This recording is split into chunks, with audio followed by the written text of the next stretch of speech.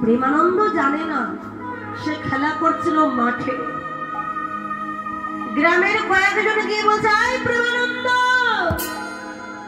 প্রেমানন্দ তুই খেলা করছিস? ওরে ঘরে গিয়ে দেখবি না প্রেমানন্দ, তোর মা মারা গেছে। মা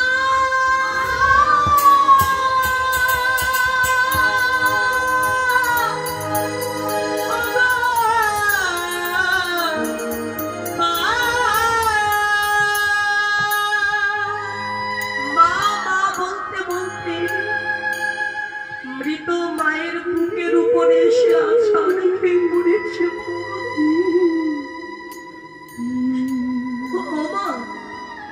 মা গো, আরে একবার কথা বলো, চুপ করে আছো কেন? একবার প্রেমানন্দ বলে আমায় ডাকো না মা। বলবে না কথা? তুমি কি জানো না মা, তুমি ছাড়া যে এই পৃথিবীতে আমার আর কেউ। তুমি আমায় ছেড়ে চলে গেলে আমি আর কাকে মা বলে ডাকবো বলো? কে আমায় আদর করবে, কে আমায় ঘুম পাড়াবে? মা একবার কথা বলো। গ্রামের লোকজন বলে, প্রেমানন্দ তুই জানিস না, যে একবার চলে যায় সে তো আর কোনোদিন ফিরে আসে না। শত কেঁদে মরে গেল তোর মার ফিরবে না, কোনোদিন তোকে আর জাগবে না। গ্রামের লোকজন তার মায়ের দেহটা নিয়ে শ্মশানে গিয়ে সৎকার করে ঘরে এসেছে। ছোট্ট ছেলেটি মায়ের দুঃখ ভুলতে পারছে না, ঘরে ধুলায় গড়াগড়ি দিয়ে শুধু মা মা মা বলে কাঁদছে। অনাহারে অনিদ্রায় 1 সপ্তাহ কেটে গেল। ছেলেটি যে না খেয়ে পড়ে আছে, কেউ তাকে একটু দেখতেও এলো না।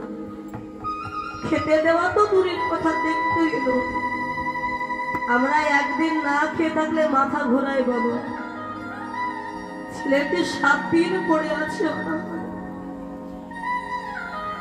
ক্ষুধার জ্বালা সহ্য করতে না পেরে গ্রামের দুয়ারে দুয়ারে গিয়ে কর পেতে দাঁড়িয়েছে। মা, ও মা, গৃহে কেউ আছো? মা,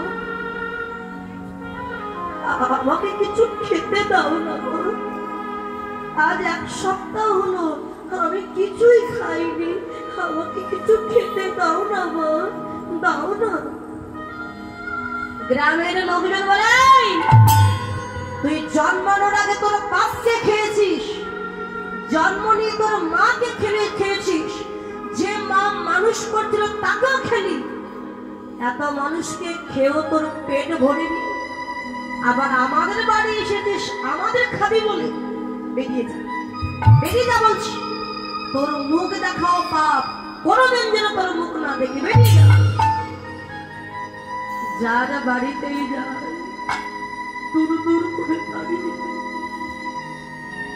ছেলেটি ওই কষ্ট সহ্য করতে না পেরে রাস্তার ধারে একটি গাছের নিচে বসে দুটি বাহু তালন করে বলে, কৃষ্ণ, আমার জীবনে দুঃখ ছাড়া, কষ্ট ছাড়া তুমি কি কোনোদিন সুখ নেবে?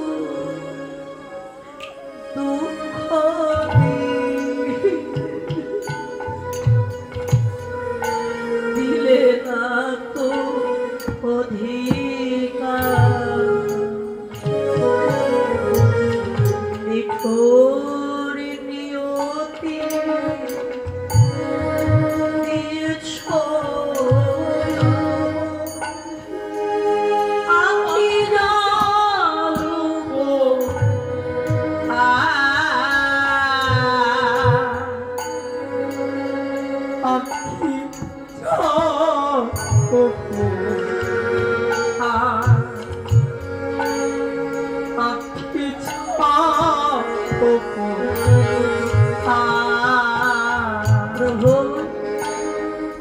ব্যথা নিয়ে তুমি যদি সুখ পাও, যত ব্যথা তুমি আমায় দিয়ে যাও,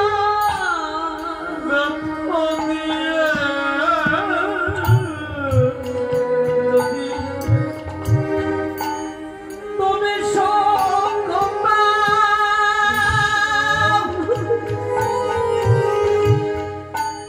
যত ব্যথা তুমি আমায় দিয়ে যাও। আমাকে কাঁদিয়ে, আমাকে কষ্ট দিয়ে তুমি যদি ভালো থাকো, তুমি যদি সুখ পাও, যত দুঃখ যত কষ্ট তুমি আমায় দাও, আমি কোনদিন তোমার কাছে নালিশ করব না প্রভু। ব্যথা দিয়ে তুমি যদি সুখ পাও, যত ব্যথা তুমি আমায় দিয়ে যাও,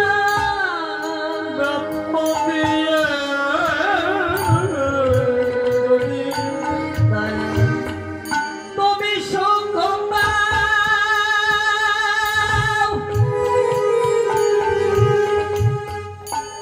যত ব্যথা তুমি আমায় দিয়ে যাও।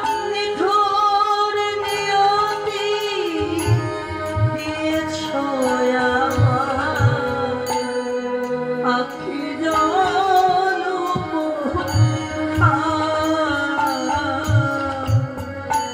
আখি জল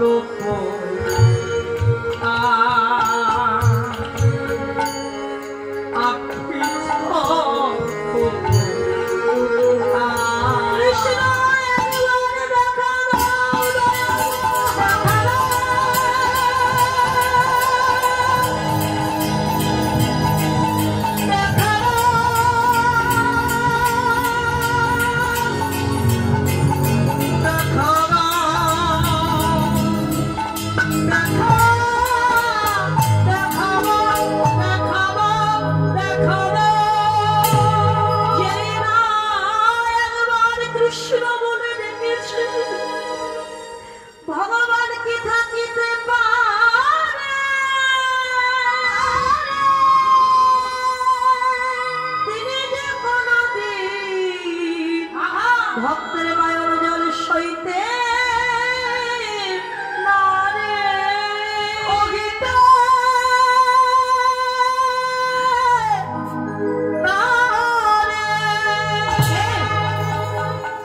কে অমন করে আমায় কৃষ্ণ বলে ডাক দিল, যে আমার আসনটা টলে গেল আর থাকতে পারলে। একজন বৃদ্ধ লোক ধরে হাতে করে লাঠি নিয়ে কাঁদতে কাঁদতে প্রেমানন্দের কাছে গেছে। কে বাবা তুই, কাঁদছিস কেন? আমার নাম প্রেমানন্দ, পৃথিবীতে আমার আপন বলতে কেউ নাই, যার বাড়িতেই যাই দূর দূর করে তাড়িয়ে দেয়। আজ কয়েকদিন হলো আমি অনাহারে আছি, আমাকে কিছু খেতে দেবে? আরে ভগবান বললেন, ওরে প্রেমানন্দ, আমি নিজে একজন বৃদ্ধ মানুষ, আমি তোকে কি খেতে দেব? তার চাইতে বড় এখান থেকে চলে যা বারাণসীতে, ওখানে গুরু রামানন্দের আশ্রম আছে, ওখানে গেলে থাকতেও পারবি, খেতেও পারবি। ভগবানকে ধরেও ধরতে পারলো না, চিনেও চিনতে পারলো না। ভগবান যদি ধরা না দেয়, কারোর কি সাধ্য আছে তাকে ধরা? চলে গেছেন বারাণসীতে, সেখানে গুরুদেব দাঁড়িয়ে আছেন রামানন্দ, আর এই বাচ্চা ছেলেকে গিয়ে একেবারে গুরুদেবের চরণে আছাড় খেয়ে পড়েছে। গুরুদেব, গুরুদেব, তোমার চরণে আমাকে একটু আশ্রয় দাও না গুরুদেব। এই কে তুই, কাঁদছিস কেন? আমার নাম প্রেমানন্দ। জানো, আমার বাবা মা কেউ নেই। কথা বলেন না দাদা। যার বাড়িতেই যাই দূর দূর করে তাড়িয়ে দেয়। আজ থেকে তুমি আমার বাবা, তুমি আমার মা। তোমার চরণে আমাকে একটু আশ্রয় দাও না গুরুদেব। ঠিক আছে, তুই যখন বলছিস তোর কেউ নাই, 10 মিনিট পরে বলেন। তুই আমার আশ্রমে থাক বাবা। তবে এই আশ্রমে থাকতে গেলে কিছু নিয়ম মেনে চলতে হবে। কি নিয়ম বলো বাবা? প্রত্যেকদিন তুই ভিক্ষা করতে যাবি নবনে। তোর চাল ডাল আইনে আমায় দিবি, আমি প্রসাদ রন্ধন করে মদন গোপালকে ভোগ নিবেদন করব। তবে জীবনে জানো বাবা, অযাচিত ভাবে কারোর বাড়ি থেকে ভিক্ষা করবি। গুরুদেব, অযাচিত মানে তো বুঝলাম না। যেখানে আমার এক বাড়ি গেলে হবে, সেখানে তুই 2 বাড়ি যেতে পারবি না। প্রত্যেক বাড়ি থেকে এক মুষ্টি করে চাউল নিবি। যদি কেউ না দেয়, জোর করে চেয়ে নিতে পারবি না। যে দেবে সেও যেমন তোর কাছে ভালো, যে না দেবে সেও তোর কাছে ভালো। ঠিক আছে গুরুদেব। প্রত্যেকদিন ভিক্ষা করতে যায়, আর চাল ডাল এনে গুরুদেবকে দেয়। গুরুদেব রন্ধন করে মদন গোপালকে ভোগ নিবেদন করে। একদিনে যায়, 2 দিন যায়, 1 মাস 2 মাস, বেশ কিছু মাস ওই মন্দির ওইভাবে থাকলো বাবা। আজকে প্রচন্ড ঝড় বৃষ্টি হয়েছে, আজকেই হয়েছে ছেলেটির কাজ। গুরুদেব বলেন, কি রে বাবা, আজকে আর ভিক্ষা করতে যাবি না? গুরুদেব, প্রচন্ড ঝড় বৃষ্টি হচ্ছে, কিভাবে যাব? একটু বৃষ্টি কম হলে আমি যাব। কাঁধে করে ভিক্ষার ঝুড়ি নিয়ে চলেছি। ওমা, বড় মানুষের কত ভুল হয়, সেখানে 5 বছরের একটা ছেলে, তার কি ভুল হবে? চিন্তা করছে বৃষ্টি হচ্ছে, আমি সব বাড়িতে যাব না। সামনে যে জমিদার বাড়ি দেখছি, ওই জমিদার বাড়ি থেকে অযাচিত ভাবে চাল ডাল ভিক্ষা করে আনবো। আর গুরুদেব তো মন্দিরে আছে, কিছু বুঝতেও পারবে না। কিন্তু সে জানে না যে আমার গুরুদেব যোগী পুরুষ, ধ্যান যোগে সব দেখতে পায়। প্রত্যেকদিন ভোগ নিবেদন করে। এই গুরুদেব ধ্যান যোগে বসে দেখতেন, স্বয়ং পাথরের মূর্তি থেকে ভগবান নেমে ওই প্রসাদ সেবা করে আবার পাথরে গিয়ে মিলিত হয়েছে। কত বড় ভক্ত তিনি। আজকে যখন এনে দিয়েছে, প্রসাদ রন্ধন করে তুলসীর পাতা দিয়ে ভগবানকে নিবেদন করে যাচ্ছেন রামানন্দ। কিন্তু আর মদন গোপাল সেবা করতে এলেন কেন? ওই যে সেবার অপরাধ হয়ে গেছে। গুরুদেব চিন্তা করলেন, তাহলে আমি তো অপরাধ করেছি। ধ্যান যোগে দেখতে পেলেন অপরাধ তার নয়, অপরাধ করেছে তারই প্রিয় শিষ্য প্রেমানন্দ। আরে প্রেমানন্দ, ও প্রেমানন্দ! ছেলেটি বুঝতে পেরেছে, থরথর করে কাঁপছে গুরুদেবের কাছে। আমায় ডাকছো তুমি? সত্যি করে বল, তুই কোথায় ভিক্ষা করতে গিয়েছিলি? গুরুদেব, আমাকে ক্ষমা করে দাও। ওই বৃষ্টি হচ্ছিল বলে আমি সব বাড়িতে যাইনি। সামনের জমিদার বাড়ি থেকে অযাচিত ভাবে ভিক্ষা করে এনেছি। আমায় এত চাল ডাল ভিক্ষা দিয়েছে, 10 দিন ভিক্ষা না করতে গেলেও আমার চলবে। কি করলি তুই? দুরাচারী! তোকে বারণ করা সত্ত্বেও তুই সেই অযাচিত ভাবে ভিক্ষা করলি। তুই জানিস আজকে তোর জন্য আমার এত বৎসরের তপস্যা বিফল হয়ে গেল। আমার মদন গোপাল সেবা করতে এলেন না। তোর মুখ দেখাও পা, বেরিয়ে যা বলছি, বেরিয়ে যা। ছেলেটি ছুটে গিয়ে গুরুদেবের চরণ দুখানা হৃদয়ে জড়িয়ে ধরে। গুরুদেব, তুমি আমায় বকো, আমার দুঃখ না, কিন্তু চরণ ছেড়ে আমি যাব না। দুরাচারী, এত বকছি তবু যাবি না? গুরুদেবের চরণে ছিল খড়গ, খড়গ পায়ে ছেলেটির পিঠে এমন জোরে লাথি মেরেছেন যে ছেলেটির পিঠে খড়গের দাগ ঝরঝর করে রক্ত পড়ছে পৃষ্ঠদেশ থেকে, তবু চরণ ছাড়ছে। ওরে পাপাচারী, এত মারছি এত বকছি তবু চরণ ছাড়বি না? শোন, আমাকে ভজনের পথ থেকে সরিয়ে দেওয়ার অপরাধে আমি তোকে অভিশাপ দিলাম। এখনই এই মুহূর্তে তোর আয়ু শেষ। এবার তোর জন্ম হবে মুচির ঘরে, তোকে নিচু করে যেতে হবে। যেই না অভিশাপটা দিয়েছে, এতক্ষণ পরে ছেলেটির চরণ দুখানা ছেড়ে দিয়েছে।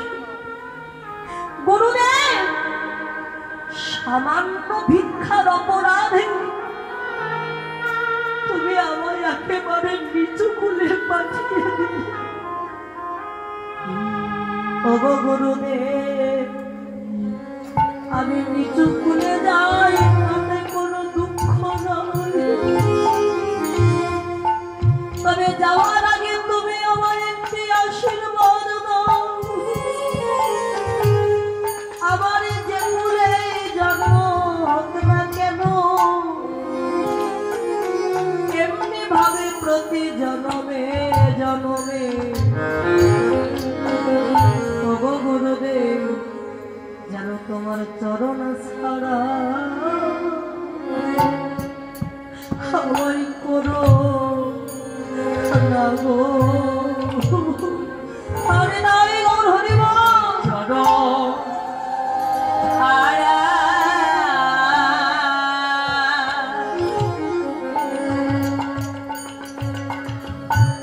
আমায় করো না গো।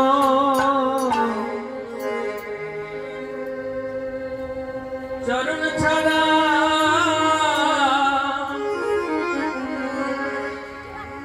আমায় করো না গো। তোমার ওই চরণে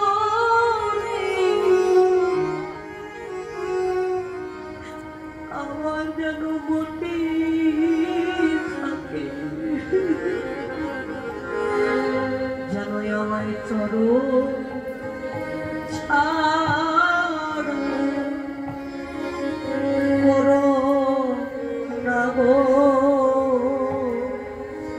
আমার ওই চরণে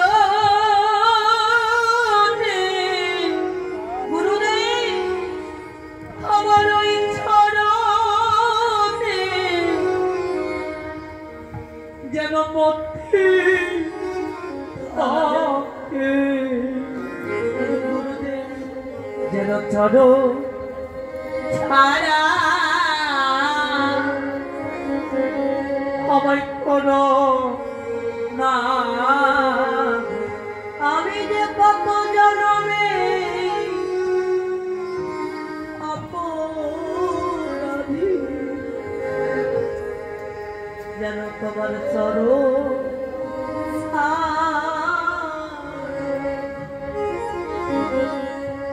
আমায় করো না রে। আমি যে কত জন্মে কত জন্মে অপরাধী, যেন চরণ ছাড়া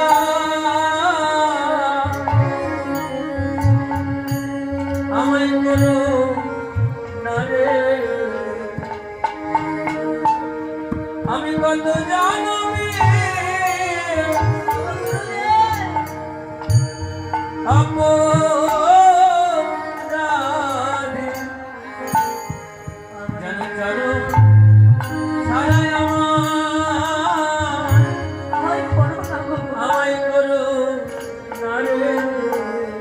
গুরুদেব, তুমি যখন অভিশাপ দিলে আমার আয়ু শেষ,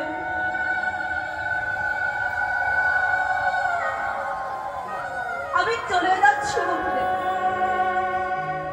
তবে আশীর্বাদ করো আবার যেন তোমার চরণে আসতে পারি। ছেলেটি কাঁদতে কাঁদতে গিয়ে বারাণসী গঙ্গার জলে ঝাঁপ দিয়ে ছেলেটি প্রাণ বিসর্জন দিয়েছে। কিছুকাল পরে ওই ছেলেটি আবারও জন্ম নিয়েছে। কোথায়? কাশী ধামে রাঘবের পুত্র হয়ে নাম হলো তার রুহি দাস। ছেলেটির জন্ম নিয়েছে জাতিস্বর। তোমার জাতিস্বর তাদের বলে মা, যারা পূর্ব জন্মের কথা বলতে পারে, যাদের মনে আছে তারাই হলেন জাতিস্বর। ছেলেটির পূর্ব জন্মের কথা সব মনে আছে। জন্ম নিয়ে 10 দিন হয়ে গেল, কান্না বন্ধ হচ্ছে। এত ডাক্তার বৈদ্য দেখিয়েছে, কেউ কিছু বলতেও পারছে না ছেলেটার কি হয়েছে। গ্রামের কয়েকজন নরনারী এসে বলে, দিদি তোর সন্তানের জন্ম নিয়েছে 10 দিন হয়ে গেল, কান্না বন্ধ হচ্ছে, কেউ তো কিছু বলতেও পারছে না। চল না, ওই যে বারাণসীতে গুরু রামানন্দের আশ্রম আছে, উনি তো যোগী পুরুষ, উনি ঠিক বলতে পারবেন কি হয়েছে। যেই না গুরুদেবের নাম শুনেছে, ছেলেটি একবার হেসে উঠেছে। দেখেছিস কেমন হাসলো? চল আমরা নিয়ে যাই তোর বাচ্চাকে। বাচ্চাটিকে নিয়ে গেছে, গুরুদেব বসে আছে, মা ছেলেটিকে গুরুদেবের কোলে দিয়েছে। বাবা একটু দেখুন না বাবা, আমার বাচ্চাটার কি হয়েছে। গুরুদেব তো জানে না বাচ্চাটা কে। ছেলেটিকে অমল করে বুকে জড়িয়ে ধরে পিঠে হাত বুলিয়ে দিয়ে বলে, কি বাবা তোমার কি হচ্ছে বাবা? এই যে যেই না পিঠে হাত বুলিয়ে দিচ্ছে, হঠাৎ সেই খড়মের দাগটা গুরুদেবের হাতে ঠেকল। সঙ্গে সঙ্গে গুরুদেব পিঠের জামাটি তুলে দিয়ে দেখতে পেলেন সেই খড়মের দাগ আজও তার পিঠে পড়ে আছে। ছেলেটিকে বুকে জড়িয়ে ধরে বললেন, প্রেমানন্দ জন্ম নিয়েছিস বাবা, জন্ম নিয়েছিস, জন্ম নিয়েও এ জন্মে তুই আমার কথা ভুললি না বাবা। সেই তুই আমার চরণে এলি, এত ভক্তি তোর গুরুর প্রতি। সেদিন আমি অন্যায় করেছি, পাপ করেছি, সামান্য অপরাধে আমি তোকে এত বড় অভিশাপ দিই। দুঃখ করিস না বাবা, আজকে তোর ভক্তিতে আমি সন্তুষ্ট হয়েছি। বল বাবা তুই কি চাস? তুই যা চাইবি আজ আমি তোকে তাই দেব। সে তো বালক, শিশু, কথা বলতে পারে, তবে অলক্ষেতে, সাধারণ বাচ্চা তো অলক্ষেতে গুরুদেবকে ডেকে বলে, গুরুদেব তোমার কাছে আমার কিছু চাওয়ার নয়, তবে সত্যি যদি কিছু দিতে হয় আমায় এই আশীর্বাদ দাও। আমার নিজ কুলে জন্ম হয়েছে, তাতে কোনো দুঃখ নাই, তবে আমি যেন কৃষ্ণ ভক্ত হতে পারি। কৃষ্ণ ভক্ত হয়ে সকাল সকাল সাধুগুরু বৈষ্ণবের বাজারে গিয়ে ভক্তের চরণ দুখানা হৃদয়ে জড়াইয়ে ধরে যেন হা কৃষ্ণ বলে আমি কাঁদিতে আমি আমি তাই করিব।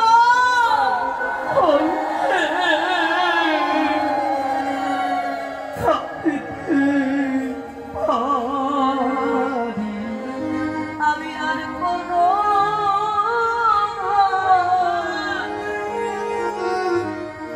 চাই না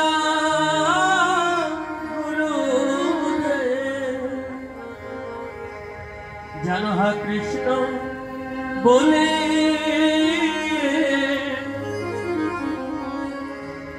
আমি কাঁদিতে পারি আমি আর কত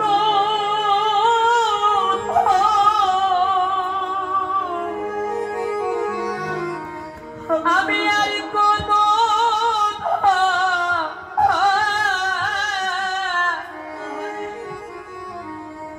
আমি চাই না গুরুদেব যেন হা কৃষ্ণ কৃষ্ণ বলে আমি কাঁদিতে পারি। যেন ভক্তের চরণ ধুলা অঙ্গে মাখিতে পারি।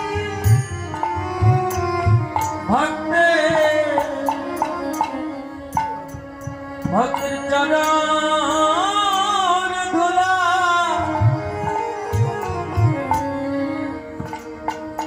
অঙ্গে মাখিতে পারি। আমি কাঙাল বলে যেন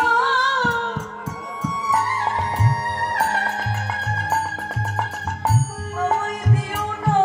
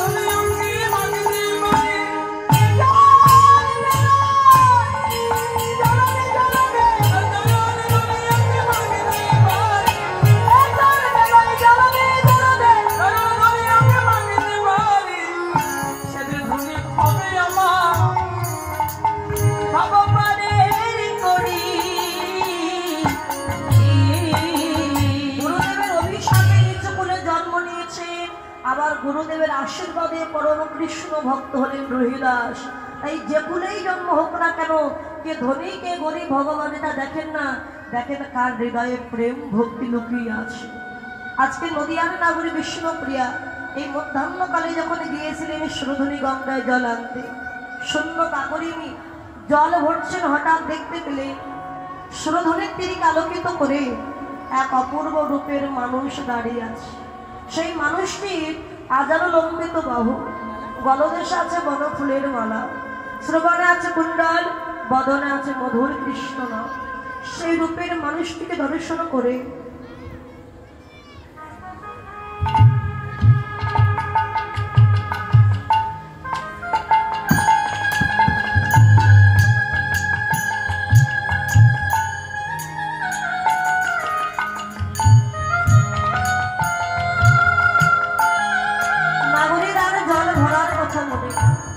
যেটুকু জল ভরেছিলেন সেই গাগরির জল ফেলতে ফেলতে ঘরে এসেছে। এসে তারই বাল্য সঙ্গিনী কাঞ্চনার কণ্ঠ জড়িয়ে ধরে বললেন, কাঞ্চনা রে, ও কাঞ্চনা, নবদ্বীপের ভাগ্যাকাশের তলদেশে এমন এক রূপের মানুষ আবির্ভূত হয়েছে, তাহা তো আমার আগে জানা ছিল না। আমি গেলাম ভালো গঙ্গায় জল আনিতে, কিন্তু কেন ওই গৌরূপে আমার নয়নে গেল রে নাগরে। আমি কি রূপ দেখলাম জানিস? হেমশয় অতি গোরা, অতি গোরা, সুমধুর হাসধরা, হাস্যধরা, জগদান নয়নে আনন্দ, নয়নে আনন্দ। ও নাগরী, হেম অর্থাৎ সোনা, অতি গোরা অর্থাৎ সোনার চাইতে অতীব সুন্দর আমার গৌর হরি রঙ্গের জ্যোতি। যেই সোনার সঙ্গে তুলনা করেছে, তখন বিষ্ণুপ্রিয়া বললেন, না রে, সোনার সঙ্গে তুলনা হবে না। কেন জানিস? সোনায় খাদ আছে, খাদ না হলে কখনো অলঙ্কার বানানো যায় না বাবু। কিন্তু আমার গৌর সোনায় যে কোনো খাদ না। স্বর্ণালঙ্কার পরিধান করে যদি কেউ রাস্তা দিয়ে হেঁটে যায়, তার প্রতি লক্ষ্য থাকবে চোর, ডাকাতের, ছিনতাইকারী। কিন্তু তুলসীর মালা গলায় দিয়ে, হাতে জপের মালা নিয়ে, কৃষ্ণ নাম গাইতে গাইতে যদি কেউ রাস্তা দিয়ে হেঁটে যায়, তার প্রতি লক্ষ্য থাকবে স্বয়ং ভগবানের, চোর ডাকাতের নয়। সোনা করলে মানুষের অহংকার বেড়ে যায় যে আমার 5 ভরি কি 10 ভরি সোনা আছে। কিন্তু তুলসীর মালা গলায় দিলে, হাতে জপের মালা নিলে, যদি গৌরী কৃপা একবার পেয়ে যায়, তার সকল মান অভিমান দূরে চলে যায়, দূরে চলে যায়। তাই যে সোনায় অহংকার বাড়ে, সেই সোনার সাথে কখনো আমার গৌরী সোনার তুলনা করিস না। আমার গৌরীর তুলনা একমাত্র গৌর হরিরই কাছে, তার সঙ্গে কারো তুলনা হবে। এই জগজন নয়নে আনন্দ, জগতে সবাই আনন্দ, গৌর কৃপা হলে আনন্দ না হয়ে কি পারে? কমিটির পক্ষ থেকে আপনাদের কাছে যাবে কালেকশনের জন্য